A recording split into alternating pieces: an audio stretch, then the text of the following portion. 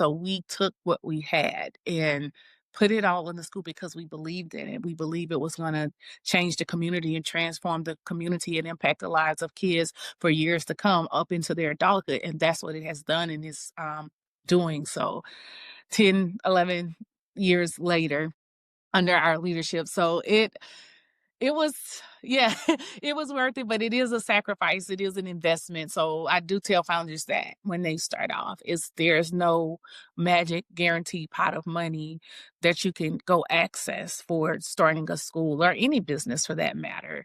You're gonna have to invest and sacrifice to get it going. But if it's meant for you to do, and that's what you're gifted to do and called to do, resources will come. Yes, I love that. You have said so many gems in Thank that, you. and I just wanted to let you flow through that. There were so many things that I took notes on and, so many lessons for the audience. So number 1 is I truly like that once you saw that the several principles were not a good fit, you took action. And we don't always see that. Sometimes they stay longer than they should, and they end up warping the people that they're around, the environments, and that causes the good people to leave. So, everything that you're saying is showing that you actually care. Absolutely. Like I said, that was my life for a whole time, but I learned so much from it. And I so big on culture. And just like what you shared earlier, like that's kind of what you do. That was one of the same things that motivated me. I didn't talk so much about the adults, but when I did work for an agency or another organization and I wasn't happy or fulfilled going there every day. I felt like I'm just spending time. And I have to do things that I feel like are purposeful, that I'm making an impact on. And it's not, I never have just take jobs just for money because I will drive myself crazy if I don't feel like I'm being beneficial to me or them. And at first, the career I had before the school, which was auditing. At first, I was so excited. I thought I was going to be able to make an impact by giving these agencies recommendations. I was the auditor for state hospitals. And every year, I will see that I'm telling them the same recommendations over and over again. They're like, okay, they don't go and change anything.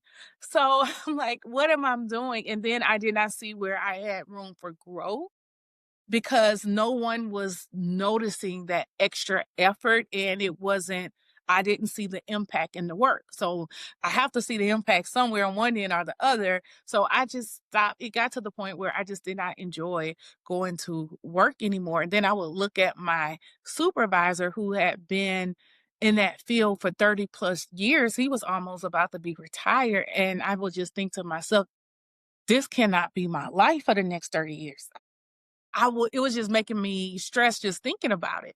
So I did not know I will, you know, end up in the education space, but I did have a prayer that I wanted to be an impactful in what I was doing. So that's why I believe I started problem solving on my husband's job because I wasn't able to do it on mine now that I think about it.